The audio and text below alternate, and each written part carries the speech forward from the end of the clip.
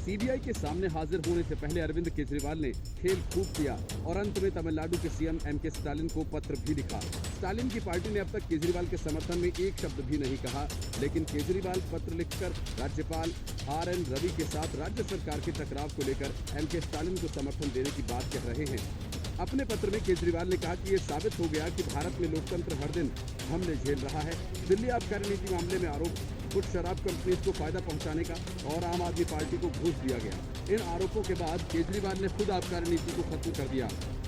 CM Stalin ने सभी गैर बीजेपी शासित राज्यों को एक प्रस्ताव पारित करने के लिए पत्र लिखा था और इसमें उन्होंने राज्यों के सीएम, केंद्र सरकार और राष्ट्रपति से यह आग्रह करने के लिए कहा, संबंधित विधानसभाओं के पारित विधेयकों को मंजूरी देने के लिए राज्यपालों के लिए समय सीमा तय करें। केजरीवाल ने कहा कि तथ्य ये है कि गैर बीजेपी शासित सरकारों के राज्यपाल और उपराज्यपाल राज्य विधानसभाओं द्वारा पारित विधेयकों या दिल्ली सरकार से भेजी गई फाइल्स को अनिश्चित काल के लिए रोके हुए हैं। ये न केवल हमारे संविधान का उल्लंघन है, बल्कि लोगों के जनादेश का भी अनादर है, क्योंकि जनादेश किसी भी लोकतंत्र में सबसे ऊपर है।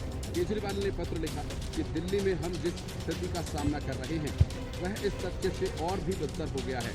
उपराज्यपाल ने लगातार दिल्ली के लोकतांत्रिक जनादेश में हस्तक्षेप किया, दिल्ली के बजट देने को बाधित किया और दिल्ली सरकार के हर दिन के कामकाज को रोकने के लिए आगे आ रहे हैं।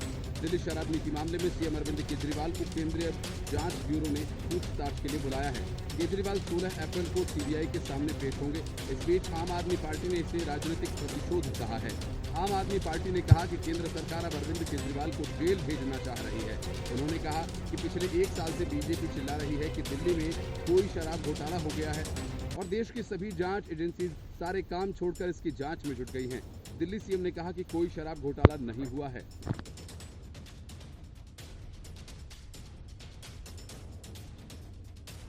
दिल्ली शराब घोटाले की जांच करते हुए अब सीबीआई सीएम केजरीवाल तक पहुंच गई है। दिल्ली सीएम से पूछताछ के लिए 16 अप्रैल की तारीख तय की गई है और इसके लिए उन्हें समन जारी किया गया है। अरविंद केजरीवाल जिस किस्म की सियासत कर रहे हैं उसके लिए अन्ना हजारे की जरूरत शायद नहीं है, लेकिन अन्ना हजारे की वजह से ही अरविंद केजरीवाल आज दिल्ली की सत्ता में हैं। अन्ना हजारे से जब शराब घोटाला और अरविंद केजरीवाल को मिले सीबीआई के समन के बारे में पूछा गया तो उन्होंने साफ कहा कि कुछ दोष दिखाई दे रहा है, इसलिए पूछताछ होगी। अगर गलती की है तो सजा होनी चाहिए। अन्ना हजारे ने कहा कि मैंने तो पहले भी एक लेटर लिखा था, शराब के बारे में क्यों सोचते हैं, अच्छी बातें सोचें, पैसे के लिए कुछ भी करना ठीक नहीं है। शराब ने किसी का भी भला किया हो ऐसा कभी नहीं हुआ, इसलिए अभी सीबीआई ने जो देखा होगा तो इंक्वायरी हो रही है। अगर कोई दोषी निकलता है तो पनिश करना चाहिए। उन्होंने ये भी कहा कि जब ये मेरे साथ में थे तब ऐसा कोई दिन नहीं आया होगा जब मैंने ये ना कहा हो कि आचार विचार शुद्ध रखो, शुद्ध रास्ते से ही जाना है, बुराई का दाग नहीं होना चाहिए। मुझे बड़ा दुख होता है सिसोदिया जैसे व्यक्ति जेल में हैं। हमेशा समाज और देश का भला होना चाहिए, खुद का नहीं। दिल्ली सरकार में शराब घोटाले से हड़कंप मचा हुआ है। सीबीआई ने इस मामले में सीएम अरविंद केजरीवाल को समन भेजा है और उन्हें 16 अप्रैल को पूछताछ के लिए बुलाया गया है। इस बीच खबर है कि दिल्ली विधानसभा का 1 दिन का विशेष सत्र बुलाया गया है। ये विशेष सत्र सोमवार को बुलाया गया है और आम आदमी पार्टी ने ये विशेष सत्र ऐसे समय में बुलाया जब सीएम केजरीवाल को सीबीआई ने पूछताछ के लिए बुलाया है। इस मामले में ईडी की ओर से हाल ही में चार्जशीट दायर की गई थी और इसके अनुसार केजरीवाल ने शराब कारोबारी और आबकारी नीति घोटाला के मुख्य आरोपी समीर महेंद्रू के फेस टाइम कॉल पर बात की थी। ये बातचीत आम आदमी पार्टी के संचार प्रभारी विजय नायर ने कराई थी। ईडी के मुताबिक पिछले साल 12 और 15 नवंबर को पूछताछ के दौरान समीर महेंद्रू ने अधिकारियों को बताया था कि विजय नायर ने अरविंद केजरीवाल के साथ उनकी मुलाकात तय की थी, लेकिन जब बात नहीं बन पाई तो विजय ने उनसे फेस टाइम पर कॉल कर सीएम अरविंद केजरीवाल से वीडियो कॉल के जरिए बात कराई थी।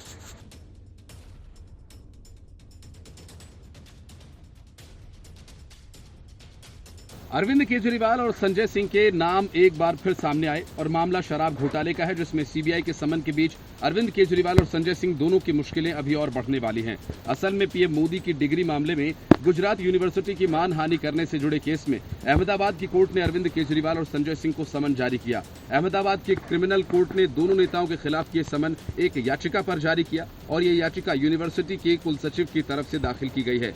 इसमें ये कहा गया कि कोर्ट के फैसले के बाद दोनों नेताओं की प्रेस कॉन्फ्रेंस से गुजरात यूनिवर्सिटी की प्रतिष्ठा को नुकसान पहुंचाया गया। कोर्ट के समन में दोनों नेताओं को 23 मई को पेश होने को कहा गया। गुजरात हाईकोर्ट ने पीएम मोदी की एमए की डिग्री को लेकर 31 मार्च को फैसला सुनाया था। हाईकोर्ट ने अरविंद केजरीवाल के ऊपर 25,000 रुपए का जुर्माना लगाया था और उसके बाद अरविंद केजरीवाल और संजय सिंह प्रेस कॉन्फ्रेंस में गए। इसमें उन्होंने कोर्ट के फैसले पर अपनी बात रखते हुए यूनिवर्सिटी को लेकर कुछ बातें कही थी और सवाल खड़े किए थे। इसके बाद से ही गुजरात यूनिवर्सिटी के कुलसचिव की तरफ से दोनों नेताओं के खिलाफ आपराधिक मानहानि का केस किया गया। संजय सिंह ने प्रेस कॉन्फ्रेंस में कहा था कि अगर जांच हुई पीएम मोदी की डिग्री फर्जी निकलेगी, सांसदी भी छिन जाएगी और इसलिए बीजेपी डरी हुई है। संजय सिंह ने गुजरात यूनिवर्सिटी की तरफ से जारी की गई मोदी की डिग्री की एक कथित प्रति दिखाई और अपने दावे को साबित करने के लिए कहा कि दस्तावेज में यूनिवर्सिटी शब्द की गलत वर्तनी है और इसलिए ये फर्जी है। गुजरात हाईकोर्ट के फैसले के बाद दिल्ली के मुख्यमंत्री अरविंद केजरीवाल ने कहा था कि अगर प्रधानमंत्री जी गुजरात विश्वविद्यालय से पढ़े हैं तो उन्हें सेलिब्रेट करना चाहिए कि उनके यहाँ पर पढ़ा हुआ छात्र प्रधानमंत्री बन गया। केजरीवाल ने कहा कि गुजरात विश्वविद्यालय और दिल्ली विश्वविद्यालय दोनों छिपाने में लगे हुए हैं। Report news of India. Delhi शराब घोटाला मामले में सीबीआई ने अरविंद केजरीवाल को समन क्या भेजा। आम आदमी पार्टी के नेता चमचागिरी की हद पार कर गए और अरविंद केजरीवाल के कसीरे पढ़ने लगे। पार्टी के नेता का बचाव करना अलग बात है और चमचागिरी अलग। केजरीवाल की पार्टी के सांसद राघव चड्ढा ने इन दोनों को एक साथ जोड़ दिया और केजरीवाल को आधुनिक दौर का महात्मा गांधी करार दिया। अब सवाल ये है कि अगर केजरीवाल ही महात्मा गांधी हैं तो फिर अन्ना हजारे क्या हैं, जिनके आगे पीछे केजरीवाल घूमकर सीएम बन बैठे। असल में राघव चड्ढा ने कहा कि आम आदमी पार्टी के नेता भारत को दुनिया का नंबर 1 देश बनाने में जुटे हुए हैं। मुझे इस बात को ये कहते हुए कोई संकोच नहीं कि अरविंद केजरीवाल आधुनिक युग के महात्मा गांधी हैं। उनकी छवि पूरी तरह से बेदाग है। राघव चड्ढा के इस बयान के बाद सोशल मीडिया पर सक्रिय नेटिजन्स ने तरह तरह के कमेंट्स करने शुरू कर दिए। एक यूजर ने लिखा कि ससुरा इतिहास ही बदल डाला। सत्येंद्र जैन भगत सिंह, सिसोदिया बच्चों के चाचा नेहरू और अब केजरीवाल महात्मा गांधी। गजब का स्वतंत्रता आंदोलन है। शराब माफियाओं का यूजर ने ट्विटर पर कहा कि हम कैसे मान ले कि केजरीवाल जी महात्मा गांधी हैं। जब एक गाल पर थप्पड़ पड़ा तो उन्होंने दूसरा गाल आगे क्यों नहीं किया। एक यूजर ने लिखा कि बात तो सच बोल रहा है, केजरीवाल मॉडर्न डे के गांधी हैं कि उन्होंने आज के सेल्फ क्लेम्ड भगत सिंह, सिसोदिया, राजगुरु और सत्येंद्र जैन को तिहाड़ में सड़ने के लिए छोड़ दिया है। एक अन्य यूजर ने ट्वीट करते हुए कहा कि शर्म कर लो राघव जी, कुछ भी बोलने से पहले वो महात्मा गांधी थे। उन्होंने आंदोलन खुद के और जनता के भरोसे लड़ा था और ये केजरीवाल जी तो अन्ना हजारे जी के आंदोलन को ही खा गए, बल्कि चट कर गए। हम राजनीति में नहीं आएंगे, हम बंगला गाड़ी नहीं लेंगे, हम सिक्योरिटी नहीं लेंगे, हम लोकपाल बिल लाएंगे। कहाँ है? एक दूसरे यूजर ने लिखा कि अगर केजरीवाल भ्रष्ट हैं तो दुनिया में कोई ईमानदार नहीं, से लेकर केजरीवाल आज के महात्मा गांधी हैं। हे भगवान, ये सब क्या क्या सुनने को मिल रहा है। राघव चड्ढा जी, दिल्ली की जनता आपके चुटकुले नहीं सुनना चाहती, शराब घोटाला पर जवाब चाहती है, जवाब दे। एक दूसरे यूजर ने लिखा कि केजरीवाल महात्मा गांधी हैं, सिसोदिया भगत सिंह, आतिशी झांसी की रानी है, दंगाई ताहिर हुसैन, चंद्रशेखर आजाद है, चड्ढा राजगुरु है, तुम सुखदेव हो और कोई बचा है क्या। एक अन्य यूजर ने लिखा कि आप नेताओं का अगला बयान, अरविंद केजरीवाल ने ही महात्मा गांधी को स्वतंत्रता आंदोलन के लिए प्रेरित किया। कपिल सिब्बल अतीक अहमद के अपराधी बेटे असद के एनकाउंटर पर आपे से बाहर हैं। उन्होंने इस मामले को लेकर तमाम तरह के सवाल खड़े कर दिए। सिब्बल ने कहा कि 19 साल का लड़का देश की सुरक्षा में खतरा कैसे हो सकता है। यही नहीं, कपिल सिब्बल ने इस पूरे मामले में सुप्रीम कोर्ट से हस्तक्षेप करने की भी अपील की। इस बयान के बाद कपिल सिब्बल नेटिजन्स के निशाने पर आ गए। असद अहमद को लेकर कपिल सिब्बल ने कहा कि आखिर 19 साल का लड़का देश के लिए खतरा कैसे बन सकता है। सिब्बल ने आगे कहा कि अगर वो सच में खतरा था और आप उसे पकड़ना चाहते थे तो उसके पैर में गोली मारकर उसे पकड़ा जा सकता था और आगे की कार्रवाई की जा सकती थी, लेकिन उसे मारने की क्या जरूरत थी। उन्होंने आगे कहा, एनकाउंटर ये दिखाता है कि पूरे कानूनी ढांचे में ही दिक्कत आ गई है। केवल एनकाउंटर ही नहीं, पूरी प्रक्रिया को फिर से देखने की जरूरत है। सुप्रीम कोर्ट को इस पूरे मामले में स्वतः संज्ञान लेना चाहिए। अगर ऐसा नहीं होता है तो ये सब ऐसे ही चलता रहेगा। सिब्बल ने आगे कहा कि उन्हें ये उम्मीद है कि सुप्रीम कोर्ट इन दिनों एनकाउंटर को देखते हुए कोई बड़ा संदेश देगा।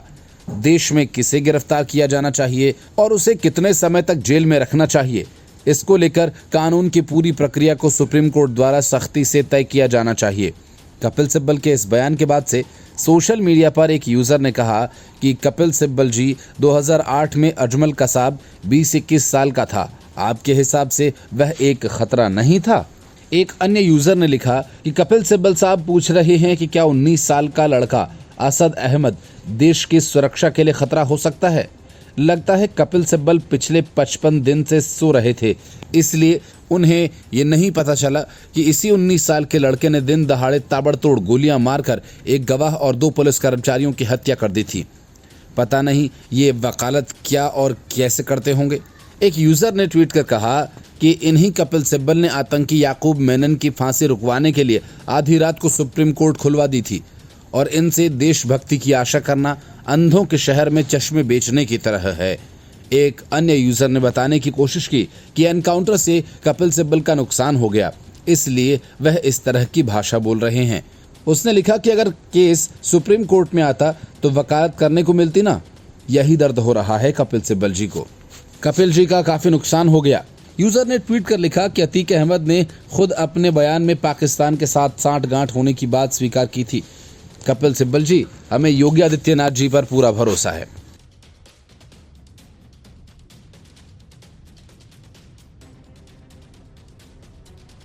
माफिया अतीक अहमद और उसके भाई अशरफ मामले को लेकर अखिलेश यादव से लेकर असदुद्दीन ओवैसी और ममता बनर्जी से लेकर कपिल सिब्बल तक ने तो पहले ही सियासत शुरू कर दी। अब इस मामले को लेकर वामपंथी गैंग भी एक्टिव हो गया है। इस मामले को जवाहरलाल नेहरू यूनिवर्सिटी में जोर शोर से उठाने की तैयारी भी शुरू हो चुकी है। वामपंथी छात्र संगठन आइसा ने तो इसके लिए सम्मेलन की जगह और तारीख भी तय कर दी है। वे सारे इकट्ठा होकर साबरमती ढाबे पर हुड़दंग मचाएंगे। आइसा ने नोटिस को अपने आधिकारिक फेसबुक पेज पर 16 अप्रैल को शेयर किया है।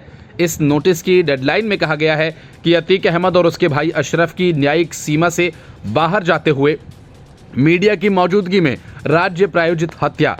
इस हेडलाइंस के बाद वामपंथियों ने अपने वही पुराने रोने को रोना शुरू कर दिया। आगे उन्होंने लिखा कि अतीक अहमद और उसके भाई अशरफ को पुलिस की मौजूदगी में कुछ लोगों ने जय श्री राम का नारा लगाते हुए मार डाला। पुलिस की शूटर से मिलीभगत बताते हुए इस पोस्ट में उत्तर प्रदेश की राजनीति को हिंदुत्ववादी और इस्लामोफोबिक लिखा गया है। पोस्टर के अंत में मुख्यमंत्री योगी आदित्यनाथ की उत्तर प्रदेश में चल रही भाजपा सरकार और पुलिस का पुतला जलाने की घोषणा की गई है। वामपंथी छात्रों ने योगी सरकार में कानून व्यवस्था को पूरी तरह से ध्वस्त बताया है। पोस्टर के अंत में नो टू इस्लामोफोबिया लिखा गया है। उमेश पाल मामले में पूछताछ के लिए साबरमती और बरेली जेलों से लाए गए अतीक अहमद और अशरफ की 15 अप्रैल 2023 को प्रयागराज के मेडिकल कॉलेज में हत्या कर दी गई थी। इस हत्याकांड में अभी तक लवलेश तिवारी, सनी सिंह और अरुण मौर्य का नाम आया है। तीनों को हिरासत में लेकर पूछताछ पुलिस कर रही है।